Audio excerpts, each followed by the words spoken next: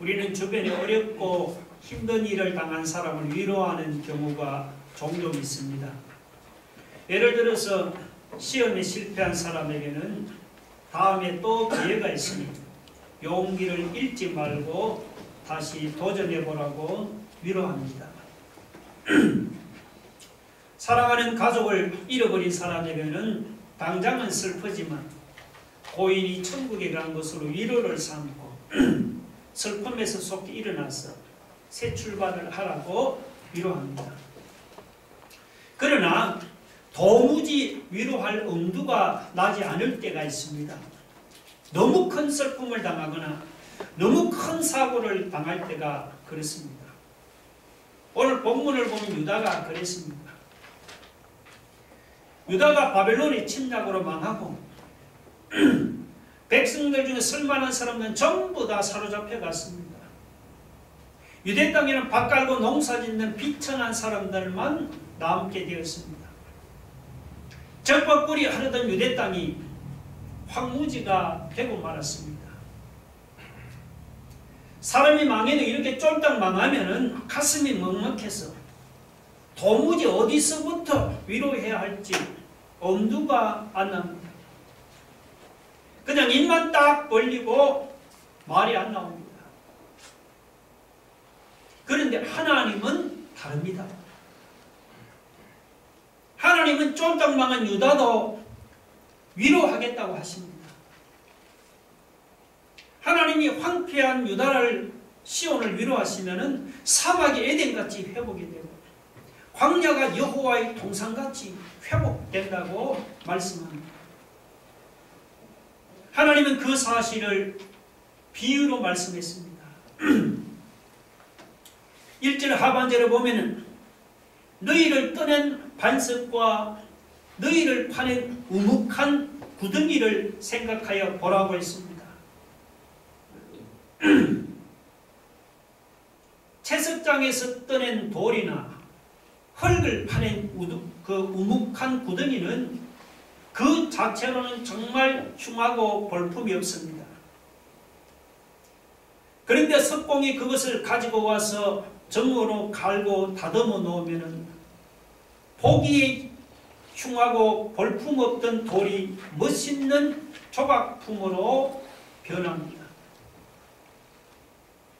이스라엘 백성이 믿음의 조상이라고 자랑하던 아브라함이 하나님의 부르심을 받기 전의 모습입니다. 마치 채석장에서 떠낸 반석이나 흙을 파낸 우묵한 구덩이처럼 볼품이 없고 흉했습니다. 아브라함이 하나님의 부르심을 받기 전에는 갈대아 우르 지방에서 자식 하나 없이 우상을 섬기면서 살아가던 흉하고 볼품없는 목자에 불과했습니다.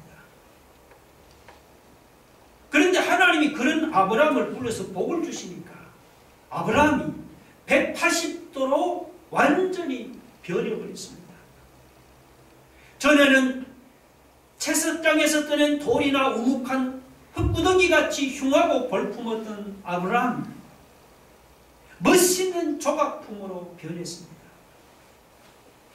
하나님이 복을 주시자 자식 하나 없이 혼자 지내던 아브라함에게 하늘의 별들을 갖고 해변의 모래 같은 많은 자손들이 생겨났습니다. 할렐루야. 볼품없는 아브라함을 불러서 이렇게 창성하게 하고 복을 주신 하나님이 바벨론에 망한 유다 백성 하나를 여러분 회복시키지 못하겠습니까? 3절 한번 보세요.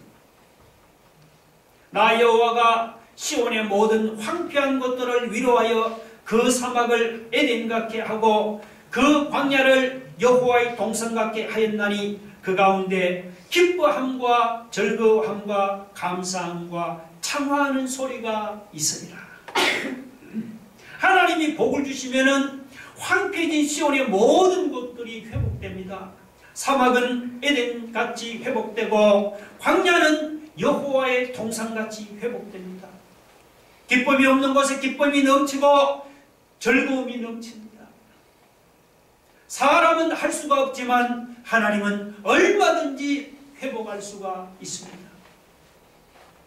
여러분, 지금의 내 모습이 채석장에서 뜨는 돌이나 우묵한 흙구덩이 같이 볼품없습니까? 그렇다고 낙심하지 맙시다. 비록 인간적으로는 소망이 없지만 하나님이 부르시고 하나님이 복을 주시면은 우묵한 흙구덩이 같이 흉하고 볼품이 없는 사람도 멋있는 사람으로 회복됩니다. 그렇다고 아무에게나 하나님이 이런 회복의 복을 주시는 것이 아닙니다. 누구에게 주시느냐? 1절을 보면은 의를 따르며 여호와를 찾아 구하는 너희는 내게 들을지어다 하고 있습니다.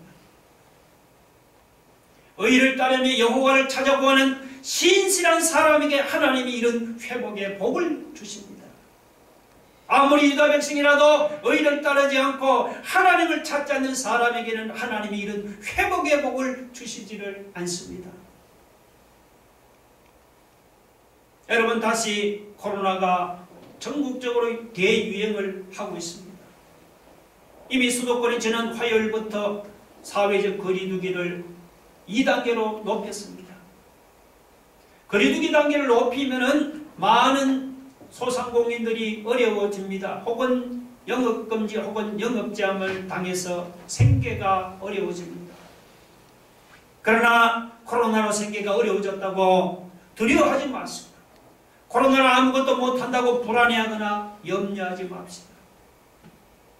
오늘 본문 1절에는 의를 따랐다고 했지만 창세기 12장 4절에 보면 아브라함이 여호와의 말씀을 따라갔다고 했습니다.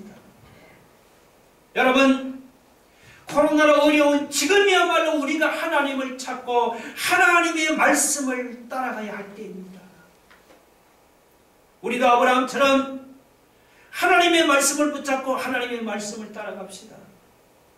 하나님께 소망을 두고 하나님을 구하고 하나님을 힘써 찾아봅시다. 하나님을 구하고 하나님을 찾아가면은 채석장에서 떠낸 돌이나 우묵한 흙구덩이 같이 볼품없는 내 인생도 다시 회복됩니다. 하나님의 말씀을 따라가면은 사막의 에덴같이 회복되고 광야가 여호와의 동산같이 회복됩니다. 아브라함과 사라가 우리에게 여러분 그 사실을 보여주지 않습니까? 하나님은 망한 백성도 다시 회복시키는 능력이 하나님인 줄로 믿으시기 바랍니다.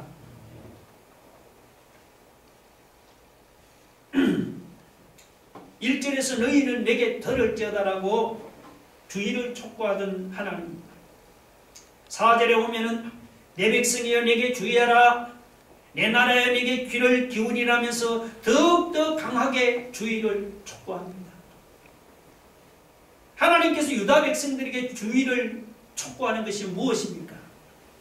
그것은 4절 보면 하나님이 그들에게 율법을 보내어서 하나님의 공의를 만민의 빛으로 세운다는 것입니다.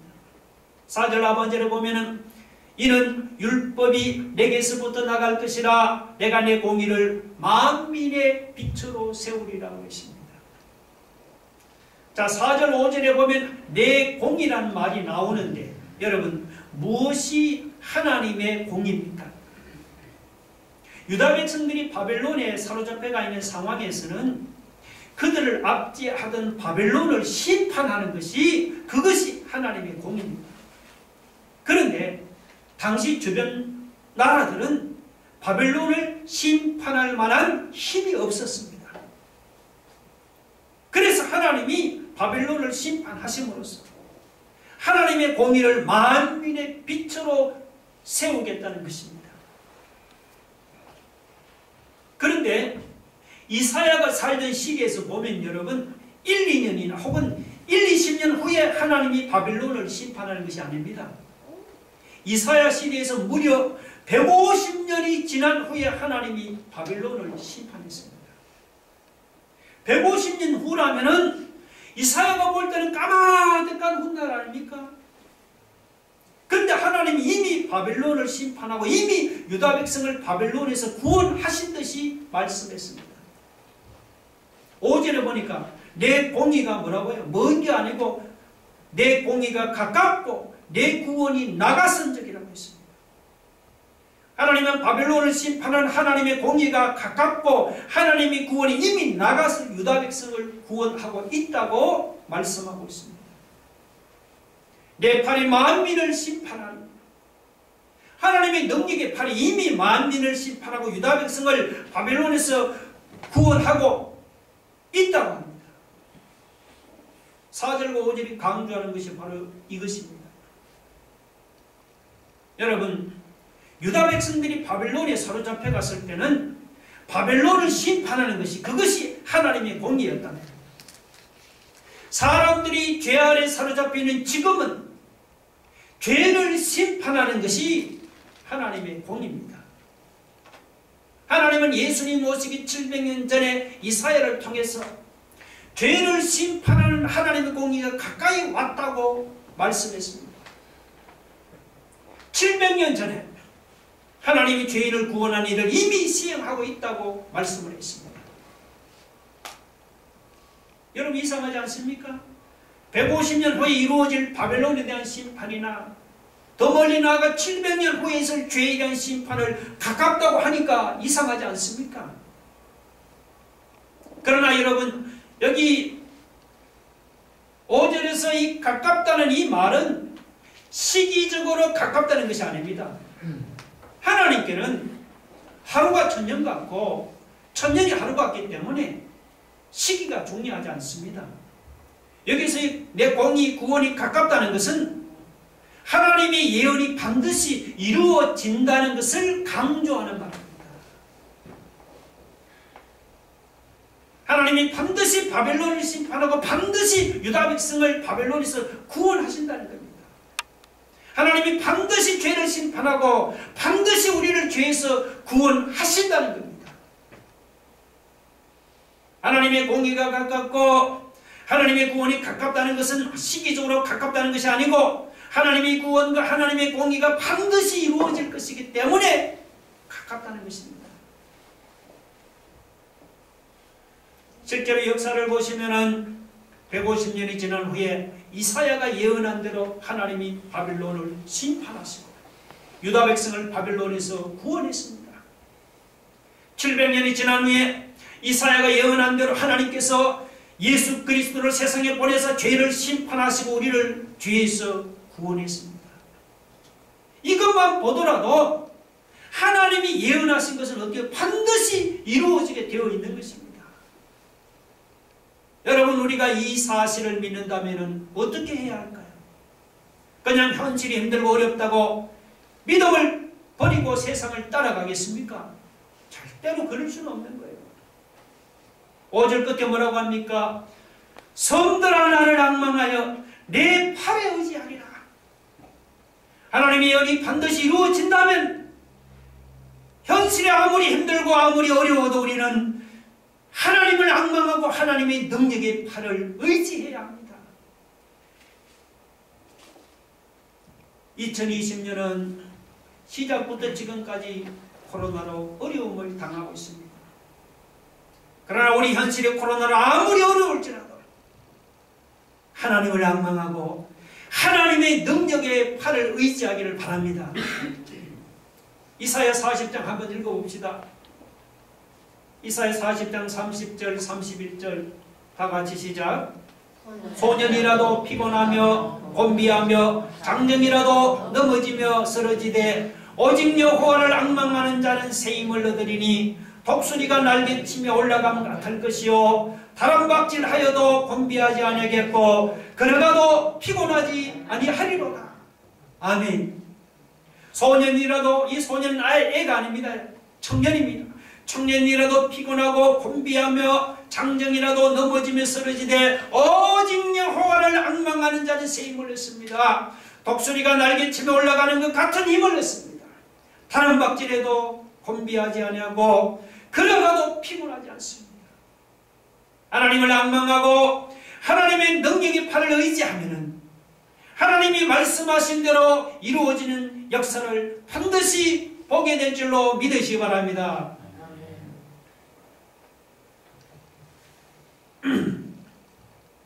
여러분, 세상에는 두 부류의 사람이 있습니다. 하나는 하나님을 따라가는 사람입니다. 또 하나는 세상을 따라 사는 사람입니다. 두 종류의 사람은 가치관이 다르고 인생관도 다르고 사는 목적도 다 다릅니다. 세상을 따라 사는 사람에게는 돈이나 지위나 명예 같은 것들이 중요하고, 하나님의 말씀이나 십자가의 진리는 미련하고 어리석게 보입니다. 반면에 하나님을 따라 사는 사람은 눈에 보이는 세상 것들보다 눈에 보이지 않는 하나님이나 하나님의 뜻을 위해 살아갑니다. 그래서 세상 사람들이 볼 때는 눈에 보이지도 않는 하나님이나 하나님의 뜻을 따라 사는 사람이 너무도 이상하고 너무도 바보스럽게 보입니다. 그래서 세상 사람들이 하나님의 백성을 비방하거나 회방합니다. 사도 바울도 세상 사람들이 신자를 박해한다고 했습니다. 갈라디아서 4장 29절을 볼까요? 띄워보세요. 읽어봅시다. 시작. 그러나 그때 육체를 따르는 자가 성령을 따르는 자를 박해한 것 같이 이제도 그러하도다.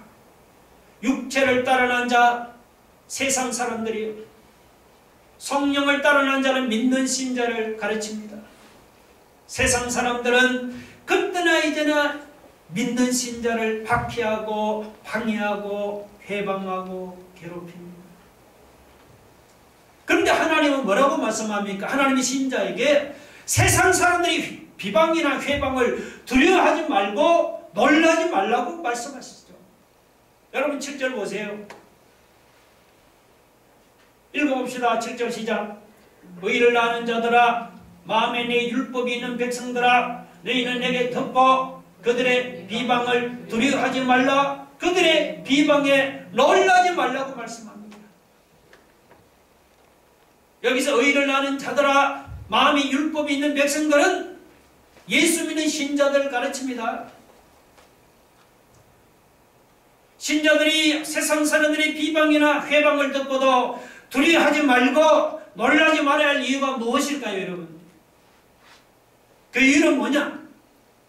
세상 사람들이나 세상 사람들이 추구하는 세상 것들은 영원한 것이 아니기 때문입니다. 우리가 볼 때는 우리가 발을 딛고 사는 땅과 하늘이 영원히 그대로 있을 것 같지만 하나님은 그렇게 말씀하지는 않습니다. 6절에 뭐라고 말씀하죠? 너희는 하늘로 눈을 들며 그 아래의 땅을 살피라. 하늘이 연기같이 사라지고 땅이 옷같이 헤어지며 거기에 사는 자들이 하루살이와 같이 죽으리라 했습니다. 하나님은 영원할 것 같은 하늘은 연기같이 다 사라집니다. 우리가 발을 딛고 사는 이 견고한 땅은 낡은 옷처럼 헤어지고, 그리고 거기에 사는 사람들은 하루살이같이 죽을 거라고 말씀하고 있습니다. 영원한 것이 아닙니다. 8절에 뭐라고 합니까? 옷가지 좀이 그들을 먹을 것이며 양털같이 좀벌레가 그들을 먹을 것이라고 말씀하고 있습니다. 자, 여러분, 세상에 좀벌레에 먹혀 죽을 허무하고 덧없는 세상 사람들이 뭐라고 비방하고 회방하는 말을 듣고 두려워하고 놀란다는 것이 말이 되겠습니까, 여러분? 그렇잖아요? 이런 허무한 세상 것들이나 덧없는 세상 사람들에 비해서 하나님이 이루시는 구원은 어떻습니까? 하나님이 이루시는 구원도 연기같이 사라지고 낡은 옷처럼 헤어집니까? 하나님이 이루시는 구원도 옷같이 좀 먹고 양털같이 좀벌레가 먹습니까? 그렇지 않죠? 여러분 6절 끝에 보세요. 나의 구원은 영원히 있고 나의 공의는 폐하여지지 아니하리라 했습니다. 8절 끝에도 나의 공의는 영원히 있겠고 나의 구원은 세세에 미치도록 미치리로다 하고 있습니다. 나의 구원 뭡니까? 하나님의 이루시는 구원이죠. 하나님이 이루시는 구원은 폐하여지지도 않고 없어지지도 않고 세세에 미치도록 영원한 것입니다. 여러분, 이사야 선지자가 지금 바벨론에 사로잡혀가서 고생하는 유다 백성들에게 이런 말을 하는 이유가 뭘까요? 그 이유는 바벨론 사람들이 지금은 막 유다 백성들을 비방하고 회방하고 괴롭히지만 때가 되면 어떻게 된다는 겁니까? 때가 되면 그들은 전부 다 연기같이 사라지고 낡은 옷같이 헤어져서 없어지고 좀벌레에 먹혀서 하루살이같이 허무하게 죽을 것이기 때문입니다. 여러분 그 사실 믿습니까? 네.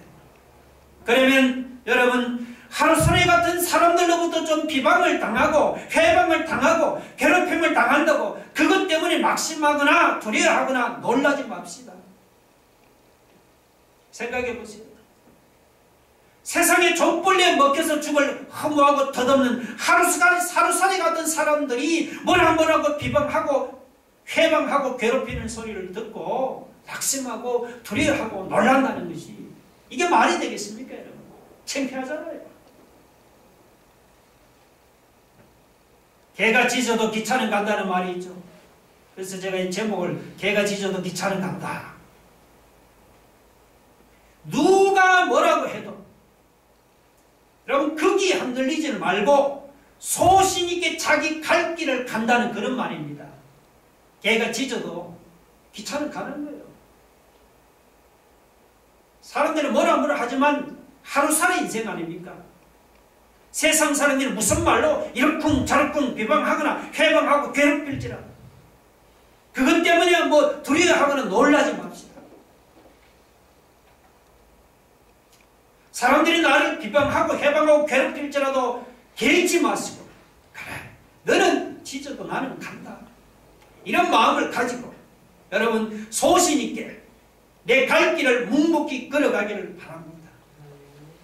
우리가 묵묵히 내 갈 길을 걸어가면 때가 되어서 뒤를 돌아보면 나를 비방하고 회방하고 괴롭히는 사람들이 나도 모르게 내 앞에서 다 사라질 줄로 믿으시기 바랍니다.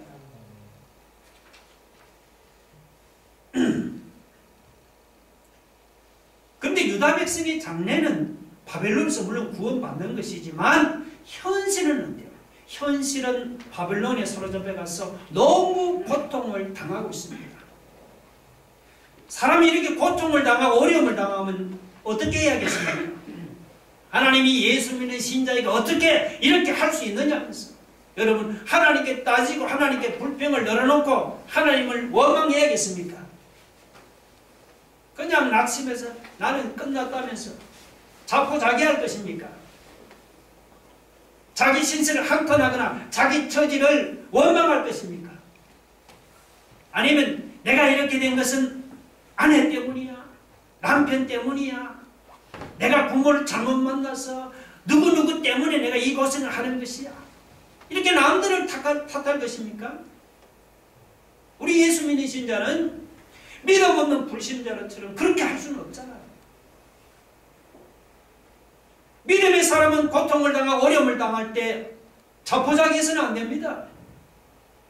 자기 신세를 한탄하거나 원망해서도 안 됩니다. 누구누구 하면 남들을 탓해서도 안 되는 거예요. 오늘 본문 9절로 11절은 바벨론에 사로잡혀 가서 고생하는 유다 백성들을 보고 이사야가 하나님께 기도하는 것입니다. 우리 믿음의 사람은 어려움을 당할 때 우리는 불평 원망할 것이 아니고 이사야처럼 하나님 앞에 나가서 기도해야 합니다. 자, 그럼 이사야가 하나님 앞에 나가서 어떻게 기도했습니까? 세 가지를 생각해 볼 수 있는데, 첫째는 이사야는 절규하듯이 간절하게 기도했습니다. 여러분 9절 보세요. 여호와의 팔이여 깨소서 깨소서 능력을 베푸소서 옛날 예시리에 깨신 것 같이 하소서. 깨소서 깨소서 하는 것은 하나님이 주무시기 때문에 깨워야 한다는 말이 아닙니다. 하나님은 졸지도 주무시지도 않는 분이시죠. 깨소서 깨소서 하는 것은 상황이 고통스러운데 하나님은 아랑곳하지도 않고 침묵하는 것 같을 때 다급한 마음으로 하나님을 막 흔들어 깨우면서 하나님 깨어났어요. 제가 지금 죽게 됐으니 하나님 깨어나서 나를 도와주세요 이러면서 막 절규하듯이 간절하게 기도하는 것입니다. 이사야는 유다 백성들이 바빌론에 사로잡혀 가서 고통당하는 것을 보고는 깨소서 하면서 절규하듯이 하나님 앞에 간절하게 기도했습니다. 둘째 이사야는 과거에 응답받은 것을 기억하고 기도했습니다. 9절 끝에 보면 라합을 점이시고 용을 찌르시니가 어찌 주가 아니시며, 이 라합은 리오야단이라고 합니다. 성경에 리오야단이라고 하는 이건 뭐냐, 큰 바다 괴물입니다. 그래서 9절에 여기 이 라합이나 그리고 용은 모두가 이것은 애굽을 가르칩니다. 과거에 하나님은 애굽을 점이시고 여러 토막 내시고 찌르시고 유다 백성을 애굽에서 구원했잖아요. 10절에 나오죠. 구체적으로 바다를 넓고 깊은 물로 말리시고 바다 깊은 곳에 길을 내어 구속받은 자들을 건너게 하시니까 어찌 주가 아니시니까. 이것은 과거 하나님이 이스라엘 백성들을 홍해바다에서 건진 그 사건을 가르치죠. 과거 하나님이 홍해바다를 마른 땅처럼 말리시고 홍해바다 한가운데 길을 내서 이스라엘 백성들을 건너가고 계십니다. 그 과거의 이스라엘 백성들을 홍해에서 구원하신 하나님께서 지금 바빌론에 사로잡혀 가서 고생하고 있는 유다 백성을 구원하지 못하겠습니까? 이사야 선지자는 과거에 응답받은 것을 기억하면서 유다 백성들을 바빌론에서 구원해달라고 하나님께 기도하고 있습니다. 뿐만 아니라 세 번째 이사야는 비록 현실이 힘들어도 응답받을 것을 믿고 기도했습니다. 여러분 11절 보세요. 여호와께 구속받은 자들이 돌아와 노래하며 시온으로 돌아오니 영원한 기쁨이 그들의 머리 위에 있고 즐거움과 기쁨을 얻으리니 슬픔과 탄식이 달아나리로다. 자, 이것은 바벨론에 사로잡혀가서 고생하던 유다 백성들이 예루살렘으로 돌아오는 그런 장면을 지금 얘기하고 있습니다. 그렇게 이사야는 현실이 바벨론에 사로잡혀가서 힘들다고 그냥 한숨이나 푹 쉬고 징징대면서 기도하지는 않았습니다. 비록 현실은 힘들어도 하나님이 자기 기도에 응답하신다는 믿음을 가지고 기도하고 있습니다. 하나님께서 자기 기도에 응답해서 유다 백성들이 바벨론에서 돌아오는 그 환상을 가지고 하나님께 기도했습니다. 이사야가 믿고 기도했더니 실제로 유다 백성들이 바벨론에서 돌아오는 응답의 역사가 일어났습니다. 할렐루야. 지금 우리 현실도 이사야 시대 못지않게 힘들고 어렵잖아요. 1년 내내 코로나로 시달리다 보니까 정말 마음이 답답하고 괴롭지요.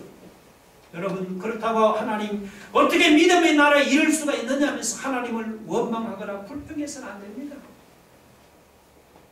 낙심하거나 자포자기해서도 안 됩니다. 내 신선한 처지를 한탄해서도 안 되는 거예요. 누구 때문이다, 누구 때문에 남들을 탓하면서 더더욱 안 됩니다. 상황에는 이때야말로 우리가 뭘 할 때, 이때야말로 우리가 이사야처럼 기도할 때 아니겠어요? 답답한 마음을 가지고 하나님께 나가서 깨소서 하면서 절규하듯이 간절하게 기도하기를 바랍니다. 지금이 기도의 때입니다. 여러분, 과거에 기도 응답받은 것 있지요? 과거에 기도 응답받은 것을 생각하면서 기도하시기 바랍니다. 상황이 어려워도 여러분이 응답받을 것을 믿고 응답받을 그 환상을 그려보면서 믿고 기도하시기 바랍니다. 우리가 어려움 중에 하나님 앞에 나가서 기도하면은 오늘 우리가 모르는 놀라운 응답의 역사가 우리 앞에 나타날 줄로 믿으시기 바랍니다. 우리 한번 다 같이 기도하겠습니다. 여러분, 현실이 힘들 때는 하나님께 나가 뭐라고요? 깨소서 하며 절규하듯이 간절하게 기도하라 했습니다. 하나님을 앙망하고 하나님의 능력의 팔을 의지하라고 했습니다. 하나님께 소망을 두고 하나님을 구하고 하나님을 찾아가라고 했습니다. 여러분, 우리가 하나님을 구하고 하나님을 찾아가면 어떻게 된다고요? 채석장에서 떠낸 돌이나 우묵한 흙구덩이 같이 볼품없는 인생이 회복된다 했습니다. 하나님을 앙망하고 하나님의 능력의 팔을 말씀하신 대로 이루어진다고 했습니다. 오늘 말씀이 그렇게 말하고 있습니다. 하나님께 기도하면은 우리가 모르는 응답의 역사가 나타난다고 했습니다. 여러분, 세상 사람들이 우리를 비방하고 해방해도 우리는 속으로 찢어도 나는 간다, 이런 마음을 가지고 소신있게 믿음이 내 길을 묵묵히 걸어간다. 오늘 우리 앞에 하나님이 충분히 함께하기를 믿사오니 우리 한번 다 같이 한번 통소리 기도하겠습니다. 하나님 아버지, 오늘 우리도 이런 시련 앞에 하나님께 나와 깨서하면 하나님 절벽에서 간절하게 기도합니다. 지금이야말로 하나님을 앙망하고 하나님의 능력을 팔을 의지해야 되겠습니다. 하나님께 소망을 두고 하나님을 찾아가면은 채석장에서 뜨는 돈이나 우묵한 흙구덩이같이 볼품없는 내 인생도 회복이 될 줄로 믿습니다. 하나님을 앙망하고 하나님의 능력에 팔을 의지하면은 하나님이 말씀하신 대로 이루어지는 것을 반드시 보게 될 줄로 믿습니다.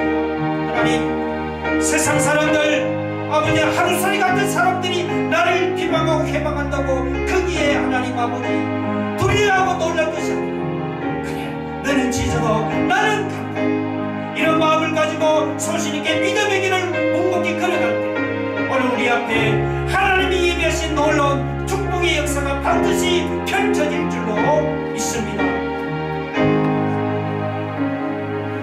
예수님 이름으로